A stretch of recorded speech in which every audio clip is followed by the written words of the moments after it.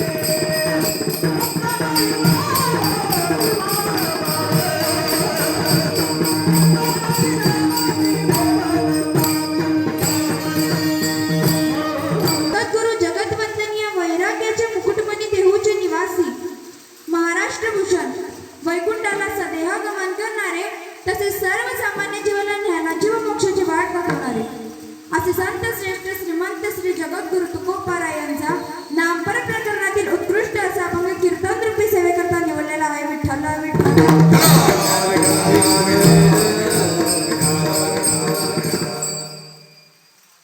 माय बापांनो, त्या अभंगाचे प्रतिपाद्य विषय असा आहे किंवा अभंगातील सरळ शब्दाचा अर्थ असा आहे. जगद्गुरु तुकोबाराय म्हणतात, आम्ही सदैव नामाचा घोष करून हरीच्या कथा करतो. त्या योगाने आमच्या चित्तात सर्व काळ समाधान असते. आम्ही कुठे राहतो या विषयाची आठवण सुद्धा नाही. अशी विदेहा मनाची अवस्था आम्ही तेही असून भोगतो. म्हणून तुकाराम महाराज म्हणतात का पाप पुण्याचं मन आम्ही अंगासही लागू देणार नाही. विठ्ठल विठ्ठल विठ्ठल.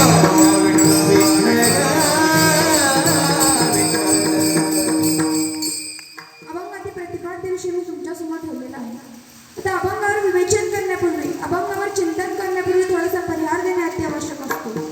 तो म्हणजे असा, या सप्तशृंगी भजनी मंडळाच्या निमित्त आणि तुमच्या सर्वांच्या कृपा आशीर्वादाने मला इथे या पौर्णिमेनिमित्त चालू असलेला हा तुमचा अखंड हरिनाम जे काही कीर्तनाचा असेल ते, आणि 14 महिने पूर्ण होऊन 15व्या महिन्याची कीर्तन सेवा हरिभक्तपरायण गुरुवर्य रामेश्वर महाराज शिंदे यांच्या मार्गदर्शनाखाली व तुमच्या सर्वांच्या आशीर्वादाने माझ्या वाट्यावर आली, हे मी माझे परमभाग्य समजते. विठ्ठल विठ्ठल.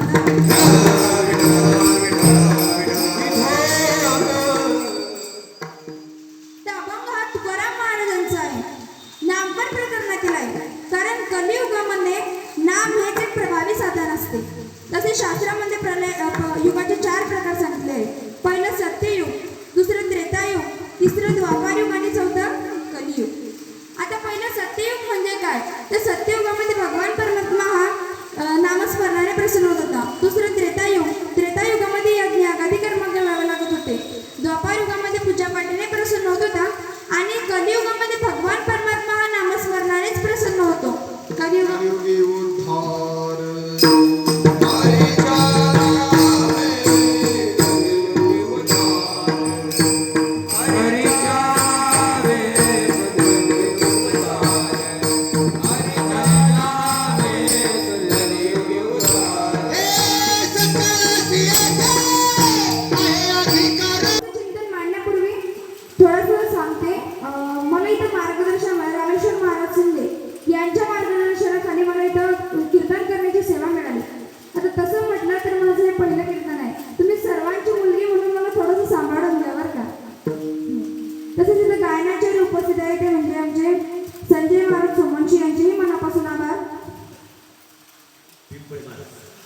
पिंपळे महाराज यांचेही मनापासून आभार.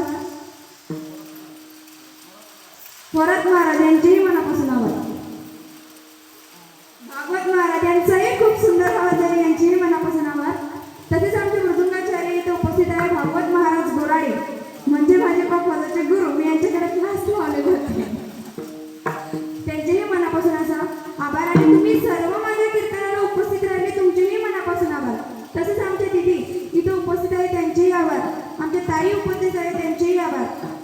इथून फार लांबून माणसं आले, कारण आपली देवाने खूप मोठी परीक्षा घेतली. पाऊस एवढा चालू होता, बापरे, मी मंदिरामध्ये अक्षरशः रडायला लागली होती.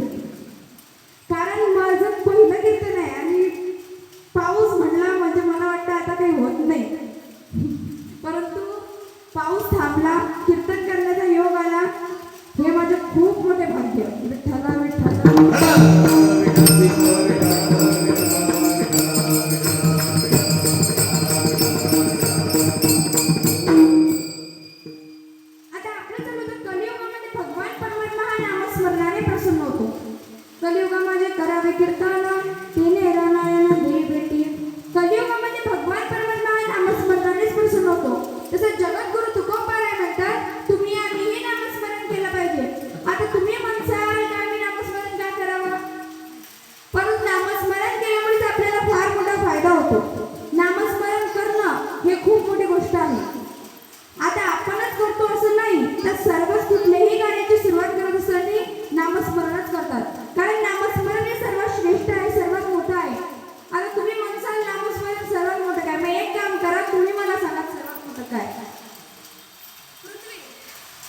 आता तुम्ही म्हणता पृथ्वी, परंतु पृथ्वी ही सर्वात मोठी नाही.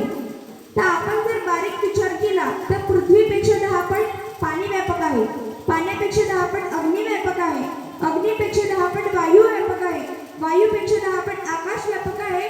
परंतु आकाशापेक्षाही अनंतपटीने भगवान व्यापक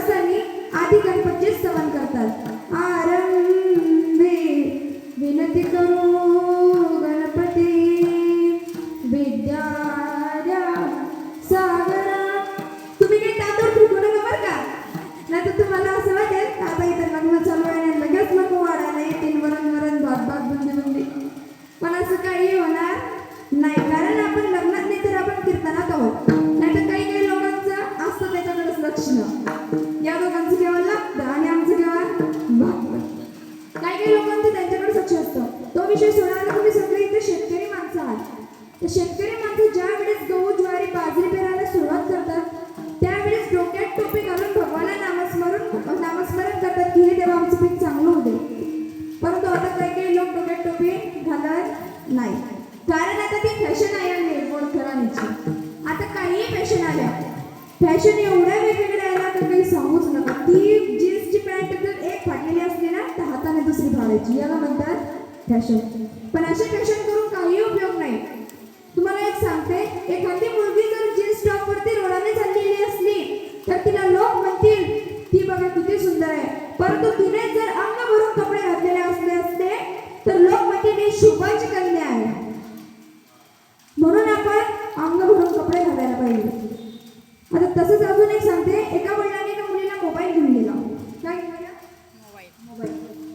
आणि त्या 1 लाखाच्या मोबाईलला त्या मुलगीने फक्त 100 रुपयाचं कव्हर लावलं. तिचे वडील म्हणले तू मूर्ख झालीस का ग, तू वेडी आहेस का, तुला 1 लाखाचा मोबाईल घेऊन दिला की तुला 100 रुपयाचं कव्हर लावतेस. ती म्हटली बाबा हा 1 लाखाचा मोबाईल आहे, परंतु याला जर 100 रुपयाचं कव्हर लावलं तर याला शोभा येते, हा छान दिसेल. त्यावेळी तिच्या वडिलांनी तिला उत्तर दिलं, बाळा तू म्हणतेस हे बरोबर आहे, तसं तू सुद्धा 1 लाखाचं अनमोल किमती हिरा आहे आणि तू जर अंग भरून कपडे घातले तर तूही तशी सुंदर दिसशील. म्हणून सांगते, फॅशन करून काही उपयोग नाही. आपली संस्कृती आपणच जपायला पाहिजे. आपली संस्कृती आपणच जपली तर आपला भारत देश फार समोर जाईल. विठ्ठल विठ्ठल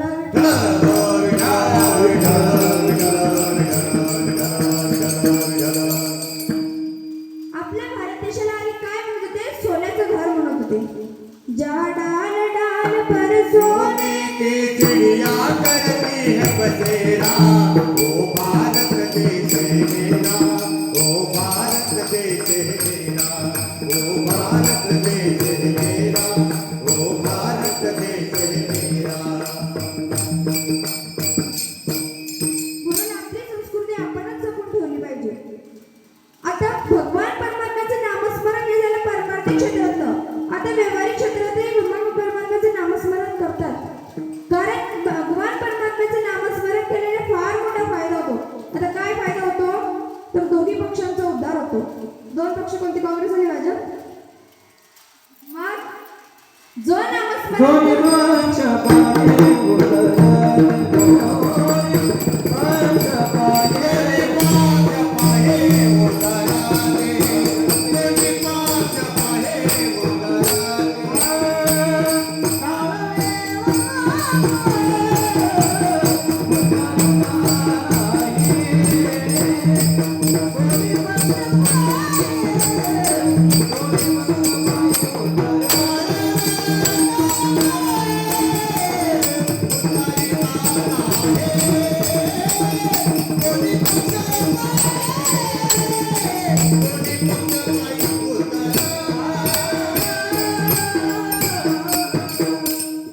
नामस्मरण केल्याने दोन्ही पक्षांचा उद्धार होतो. म्हणजे जो नामस्मरण करतो त्याचाही उद्धार होतो आणि जो श्रवण करतो त्याचाही उद्धार होतो. म्हणून आपण नामस्मरण केले पाहिजे. या जीवनात आल्यावर काहीतरी करा, काहीतरी करा, म्हणजे नामस्मरण तरी करा. याच्याने तुमचा तरी फार मोठा फायदा होईल. आता तुमचं आमचं नामस्मरण हे फार वेगळं असतं. आपली दररोज भक्ती बदलते. दररोज म्हणजे 7 दिवसाचे 7 देव बदलतात आपले. कसं तेही सांगू. सोमवाराला चालले महादेवाकडं, शिवगड चक्रवर्ती त्याचे बाळ माने चिठ्ठी. सोमवार गेला आणि मंगळवाराला चालले देवीकडे, जय जगदंबे पूर्ण करतात. मंगळवार गेला आणि बुधवाराला चालले दत्ताकडे, दिगंबरा दिगंबरा श्रीमा.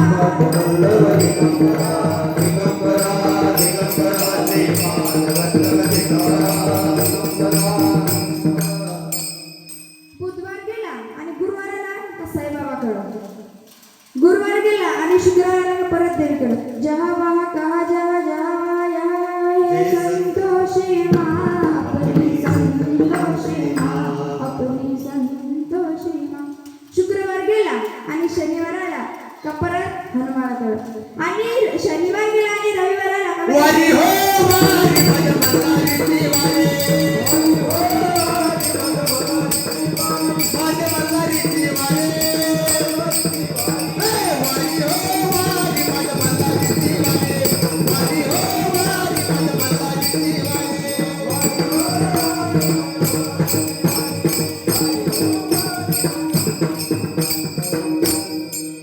अशी आपली भक्ती दररोज बदलते. यावर एक सांगते, एकदा 2 मित्र नावेत बसून पाण्या ह्या काठावर त्या काठावर जात होते.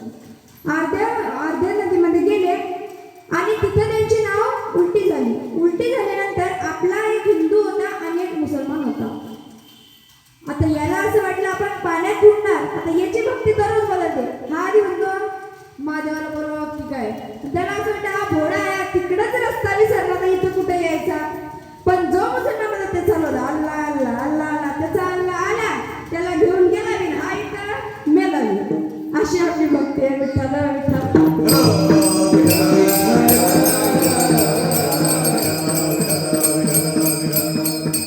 म्हणून आपण सतत नामस्मरण करावे.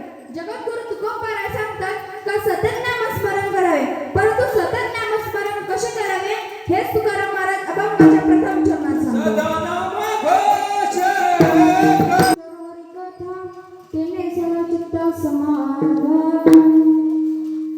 आता जगद्गुरु तुकोबाराय सांगतात का तुमचं आमचं नामस्मरण असं असतं.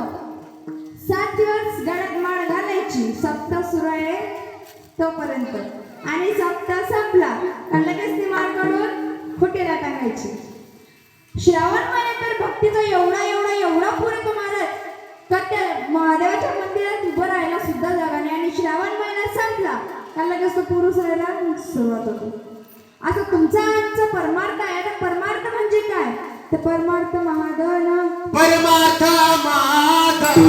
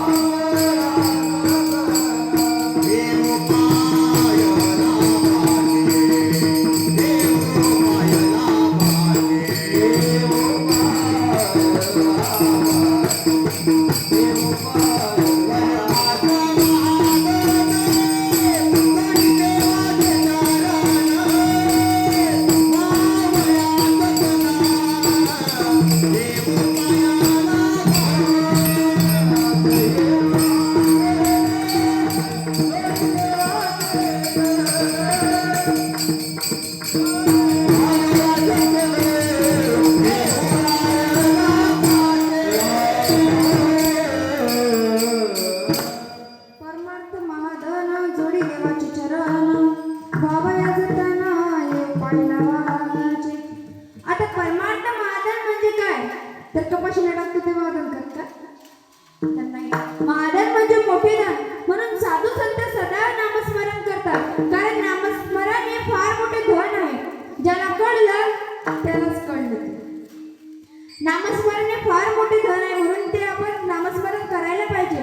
भगवान परमात्म्याचे नामस्मरण केले तरच आपल्या जीवनाचा उद्धार होईल. आता आपण जर तसं म्हटलं तर माणसापेक्षा माणसाच्या नावामध्ये फार ताकद असते. जगद्गुरु तुकोबाराय सांगतात का देवापेक्षा देवाच्या नामामध्ये फार जास्त ताकद असते. कसं त्याच्यावर एक उदाहरण सांगते. विठ्ठला विठ्ठला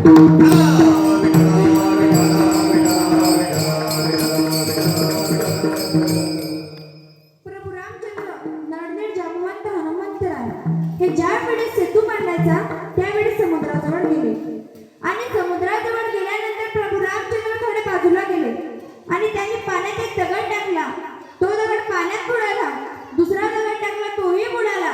तिसरा दगड टाकला तोही बुडाला. मग प्रभू रामचंद्रांनी मागं पुढे फिरून पाहिले. आपल्याला कोणी बघत तर नाही ना, कारण माणसाचं कसं राहतं ते पडला ते बघा नाही मला किती लागलं तेव्हा तुम्हाला बघितलं तर नाही ना. प्रभू रामचंद्रांनी मागं पुढे फिरून पाहिले. त्यांच्या पाठीमागे हनुमंतराय उभे होते. हनुमंतराय म्हटले प्रभू, त्यांना हनुमंतरायाने नामस्तुती करून म्हणले प्रभू मी आत्ताच आलो. त्यावेळेस प्रभू रामचंद्र म्हटले हनुमंता हे बघ माझ्या हाताने दगड बुडत आहे. त्यावेळेस हनुमंतराय म्हटले प्रभू तुम्ही ज्याला हातात धरलं तो चालेल आणि ज्याला हातातून सोडलं तर बुडणारच ना. त्यावेळेस मग प्रभू रामचंद्र म्हटले आता कसं करायचं? हनुमंतराय म्हटले हे बघा प्रभू तुम्ही काही काळजी करू नका. तुमच्यापेक्षा तुमच्या नामामध्ये फार तुझ्या नामाचा महिमा तुझ्याकडे वेगळा तुझ्याकडे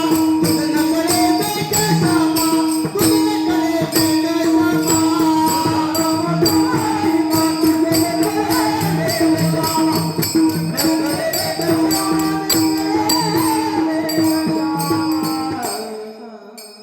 त्यावेळेस हनुमंतराय म्हटले प्रभू तुमच्यापेक्षा तुमच्या नामामध्ये फार ताकद आहे.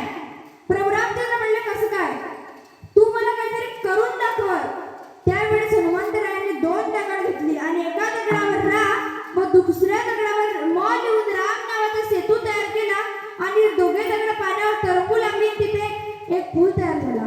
याला म्हणतात नामाची ताकद. आता हे झालं परमार्थी क्षेत्रातले व्यवहारातही सांगते. एक कालिदास नावाचे गुरु होते. ते एका राज्यात राहायचे. तिथे एक कवी आला.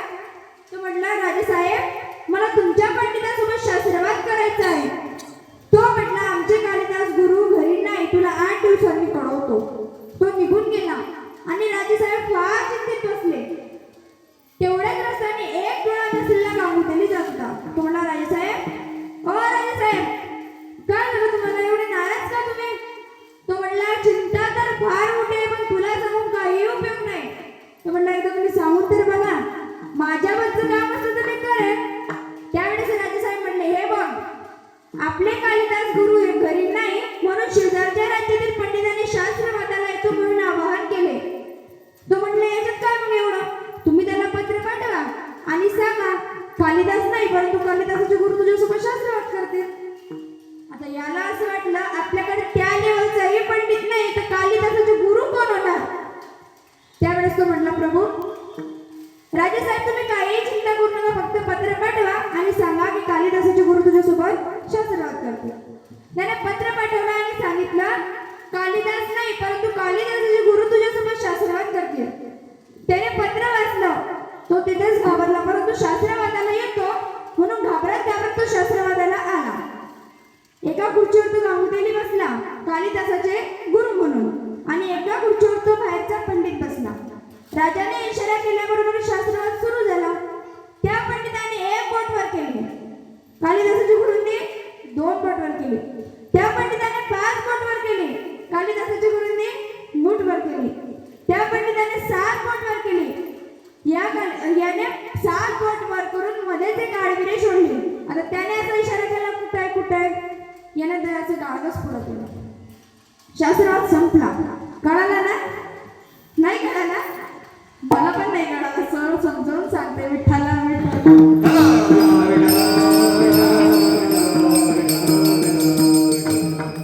राजेसाहेब म्हटले तुम्ही दोघांनी शास्त्रवाद केला परंतु आम्हाला काही कळालं नाही. तो थोडं तुम्ही समजावून सांगा.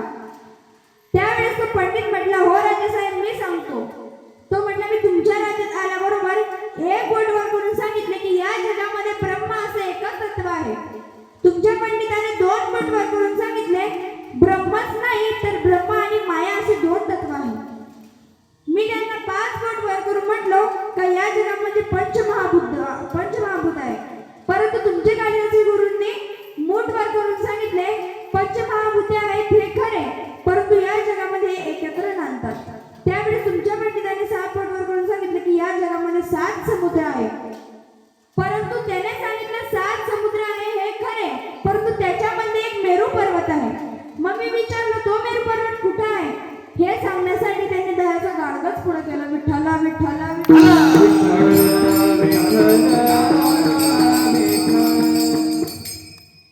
हा काही खरा शास्त्रवाद नव्हता. आता तो पंडित घरी निघून गेला. राजेसाहेबांनी याला शाबासकी दिली. तू एक गांगोतेली असून तू शास्त्रवाद जिंकलास. तू मला सांग एवढा शास्त्रवाद शिकलास कुठून? तो म्हटला, हे बघा राजेसाहेब, जसं निकिताताई मोगमच कीर्तन करतात तसं उत्तर तर मोगमच दिलं होतं, पण ते फिट्ट बसलं वाटतं. आता हा म्हटला कसं काय? तो म्हणतो सांगतो. हा म्हटला, तो आपल्या राज्यात येऊन एक पोट वर करून म्हटला का मी तुझा एक डोळा आला, तुझा दुसरा डोळा फोडू का? मी त्याला दोन पोट वर करून म्हटलं, माझ्या राज्यात येऊन माझ्यावर दादागिरी करतोस, तू माझा एक डोळा फोडशील, मी तुझे दोन डोळे फोडेल. त्यावेळेस त्याने 5 बोट वर करून म्हटलं का मी तुला एक चपटच मारेल. मी त्याला मूठ वर करून म्हटलं, तुम्हाला चपट मारशील, मी तुला एका तिथंच खाली बसू. त्याने 7 बोट वर करून म्हटलं, तू काय 7 भाकरी खातो काय? मी म्हटलं, हो 7च खातो. तुझ्या बापाचं काही खात नाही. सकाळी 3:30 आणि संध्याकाळी 3:30. मी त्याला विचारलं, तू कशा बरोबर खातोस? मी दया बरोबर खातो. हे सांगण्यासाठी मी त्याला दयाचं गाणं पुढे केलं. आता तरी समजलं ना शास्त्रवाद? विठ्ठला विठ्ठला.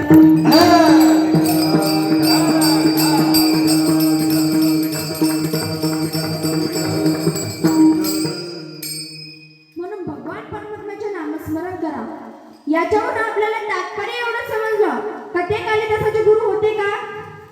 नाही, परंतु त्यांच्या नावामध्ये एवढी ताकद का ते कालिदासाच्या गुरूंचं नाव सांगून सुद्धा ते शास्त्रवाद जिंकले. कारण त्या पंडिताला असं वाटलं, कालिदास गुरु एवढे श्रेष्ठ, मग त्यांचे गुरु किती श्रेष्ठ असणार. म्हणून त्या आधीच हार मानून सांगितलं का कालिदासाचे गुरु जिंकले. आणि ते मला सांगायचं एवढंच आहे का भगवान परमात्म्यापेक्षा त्याच्या नामामध्ये फार ताकद आहे. नामाच्या चिंतने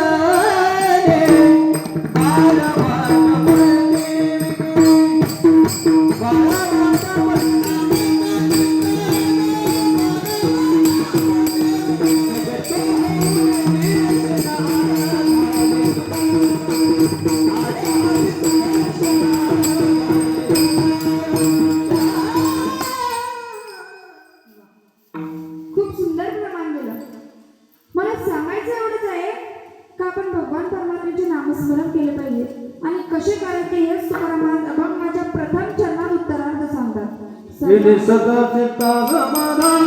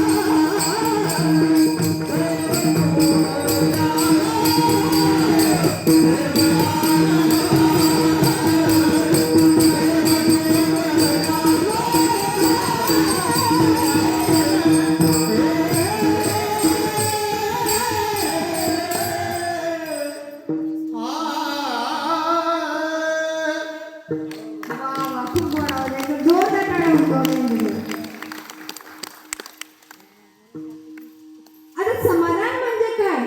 तर जगद्गुरु तुकोबाराय म्हणतात का समाधान मला नामस्मरणामुळेच मिळतं. परंतु लोक तुकाराम महाराजांना प्रश्न विचारू लागले, तुकाराम महाराज तुम्ही म्हणता मला समाधान नामस्मरणामुळे मिळतं, परंतु नामस्मरणामध्ये एवढं काय आहे का त्याच्यामध्ये नामस्मरणामुळे समाधान मिळतं? त्यावेळेस जगद्गुरु तुकोबाराय म्हटले, मला नामस्मरणामध्ये सुख नाही तर मला सर्व सुख मिळतं. मग त्यावेळेस लोक त्यांना म्हणू लागले, हे बघा तुकाराम महाराज आम्हाला काही सांगू नका, तुम्हाला नामस्मरण करायचं तुम्ही करा. आता ते कसं आहे, तुमच्या आमच्या दृष्टीने समाधान प्राप्तीचे साधन काय आहे? बायका पोरं सोरं हेच. काय मंडळी, तुमची बायका तुमच्यावर खूप जीव लावते असं वाटतं का? ब्रह्मचर्य काय सांगा, वय मला मग सांगते पुढचं.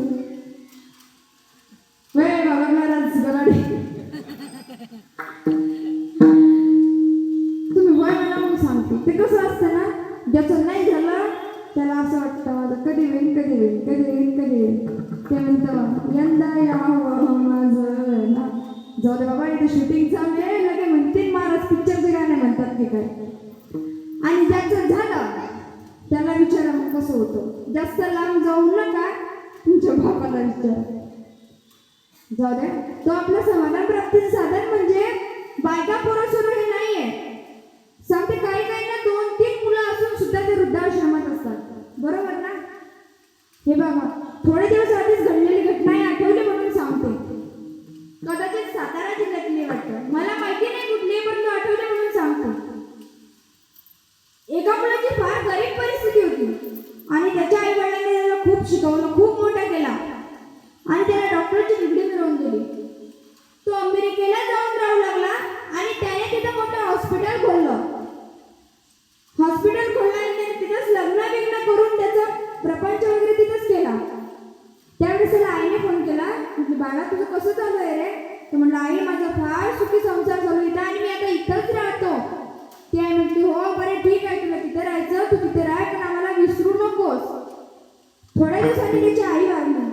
वडिलांनी त्याला फोन केला, बाळा तुझी आई वारली, तुला तिथून इथे यावं लागतं. त्यावेळेस तो मुलगा काय म्हटला माहिती आहे. तो मुलगा म्हटला हे बघा आई, हे बघा बाबा, आई तर वारली आहे, परंतु तुम्हाला सांगू का मला हॉस्पिटलच्या कामामुळे एवढे काम आहे का मी तिथे येऊ शकत नाही. एक काम करा, तुम्ही आईची अंतिम विधी पूर्ण करून टाका, आम्ही तुम्हाला पैसे पाठवून देऊ. आईची अंतिम विधी पार पडली. थोड्या दिवसांनी वडीलही वारले. गावातील लोकांनी फोन केला, म्हटले बाळा तुझे वडीलही मृत्युमुखी पावले, तुला तिथून इथे यावं लागतं. त्यावेळेस तो मुलगा म्हटला मला हॉस्पिटलच्या कामामुळे येता येणार नाही, एक काम करा तुम्ही बाबाची सुद्धा अंतिम विधी पार पाडून टाका, मी तुम्हाला फोन पेला पैसे पाठवून देतो. आई वडील दोघे वारले. काय, आई वडील दोघे वारले. थोड्या दिवसांनी एका गावातील माणसाने त्याला फोन केला आणि म्हटलं हे बघ बाळा, तुझ्या आईच्या नावावर जे घर होतं आणि तुझ्या वडिलांच्या नावावर जी शेती होती ना, ती तुला जर तुझ्या नावावर करून घ्यायची असेल तर तुला तिथून इथे यावं लागतं. तो मुलगा म्हटला काही चिंता करू नका, मला बस नसली मी ट्रॅव्हल्स नेतो, ट्रॅव्हल्स नसली मी ट्रेन नेतो, ट्रेन नसली मी एरोप्लेन नेतो, परंतु येतो. तुम्ही पेपर्स तयार करून ठेवा. काय, पेपर्स तयार करून ठेवा. त्यावेळेस त्या आई वडिलांच्या आत्म्याला काय वाटलं असेल सांगा. एवढं शिकवलं, त्यांना खायला अन्न नाही, राहायला निवारा नाही, घालायला कपडे नाही, मुलाला एवढं शिकवलं, एवढा मोठा केला आणि त्याच्या अंतिम विधीला सुद्धा ते मुलं आले नाही, तो मुलगा आला नाही. गावातील लोक रडू लागले. मला सांगा अशी मुलं आहे का कामाची. इथं लहान मुलं जास्त दिसत नाही, परंतु आहे तेवढ्यांना सांगते आई वडिलांची सेवा करा. त्याने आपल्याला जन्म दिला आहे, त्यांची सेवा करा. आज मी इथे उभी आहे माझ्या आई वडिलांमुळे. तसं म्हटलं तर मला शिकवणारे माझे आजोबा, माझ्या शिक्षणासाठी पूर्ण खर्च त्यांनी केलेला आहे. आणि आमच्या हरिभक्तपरायण रामेश्वर महाराज यांच्या मार्गदर्शनाखाली मी शिकली, यांचेही मनापासून आभार. आणि आज मी इथे नारदाच्या गादीवर उभी आहे, यांच्यामुळेच माझे आई वडील, माझे गुरु, माझे आजोबा आजी यांनी मला इथं त्यांच्याकडे राहून शिकवलं, त्यांच्या मनापासून आभार. मला सांगायचं एवढंच आहे, आई वडिलांची सेवा करा. समाधान आपल्याला याच्यात मिळत नाही, मुलं बाळा पोरं सोरं याच्यात मिळत नाही. जे आपली रक्ताची नाती आहे त्यांना जपा. जगद्गुरु तुकोबाराय म्हणतात तुम्ही नामस्मरण करा, देवाची भक्ती करा. कारण आपल्यासोबत काही येत नाही, आपण मातीतून आलो आहोत आणि आपल्याला मातीतच जायचं आहे. जगद्गुरु तुकोबाराय सांगतात नामस्मरण करा. भगवान परमात्म्याचा जर तुमच्यावर आशीर्वाद असला तर तुम्हाला काहीही होणार नाही महाराज. जगद्गुरु तुकोबाराय सांगतात नामस्मरण करा. माझंही तेच म्हणणं आहे. इथं मी एवढं बोलली याचं माझ्यात काही नाही. आमच्या संतांची कृपा त्यांच्या भोगावर मी एवढं बोलले. मला सांगायचं एवढंच, नामस्मरण करा, आई वडिलांची सेवा करा. आपल्याला त्यांनी जन्म दिलाय, त्यांना वृद्धाश्रमात पाठवू नका. मुलांचं असतं बायको आली आई वडिलांना सोडून द्यायचं, परंतु हे करून काहीही फायदा नाही. आपण आई वडिलांची सेवा केली पाहिजे. तसंच तुकाराम महाराज सुद्धा सांगितलं आपण समाधान प्राप्तीची साधना यातूनच मिळवतो. म्हणून तुकाराम महाराजांना लोक विचारू लागले, तुकाराम महाराज तुम्हाला सुख कशामध्ये मिळतं? तर जगद्गुरु तुकोबाराय सांगू लागले, मला नामस्मरणामुळे सुख नाही तर सर्व सुख मिळतं. हे तुकाराम महाराज सर्व सुख ज्ञान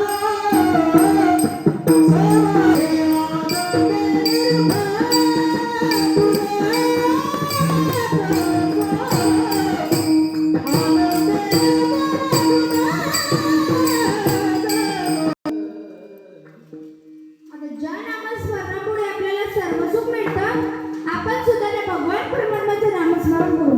एकदा सर्वांनी दोघं हात वरती करायचे. विठोबा रखुमाई, गोपाल गोमाई, गोपाल गोमाई, गोपाल गोमाई, गोपाल गोमाई, गोपाल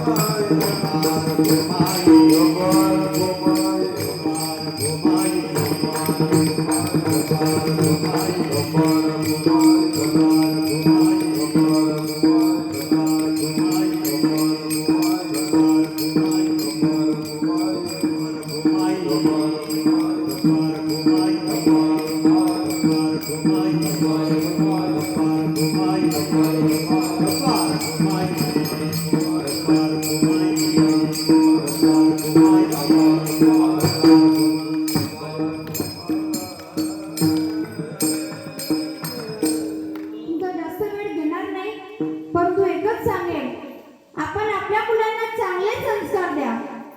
आणि आपण जर या साधू संतांचं ऐकलं नाही तर नाथ महाराज मग चांगलं सांगतात, हे जरी नाही का दुसरं हे जरी नाही गोपाल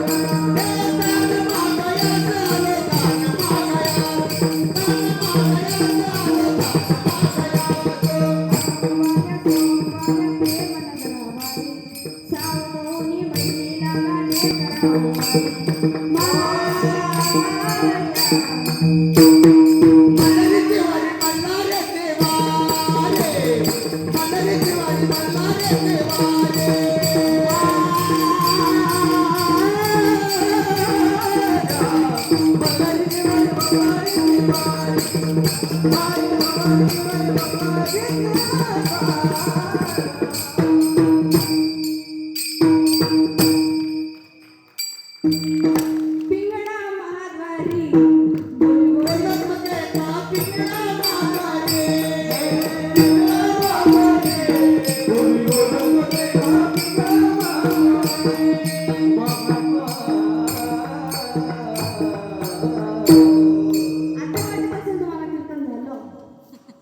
हो ना. चला एकच आपण सर्व आता कीर्तनाचा आनंद घेऊ, कारण मला पावलं करायचा खूप आवड आहे. एकच फक्त 5 मिनिटं घेऊन तुमचे. मला माहिती आहे तुम्हाला सर्वांना भूका लागलेली आहे, परंतु फक्त 5 मिनिटं. दिन धा गधा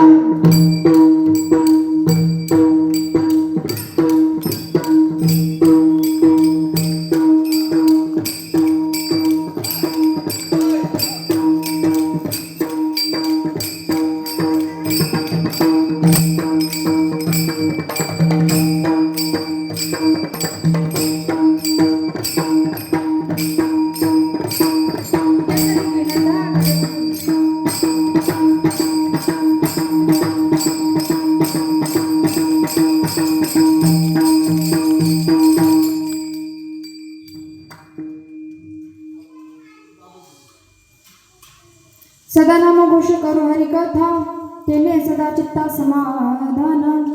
सर्व सुख न्यालो सर्वालंकार, आनंद निर्भय डुलत असो.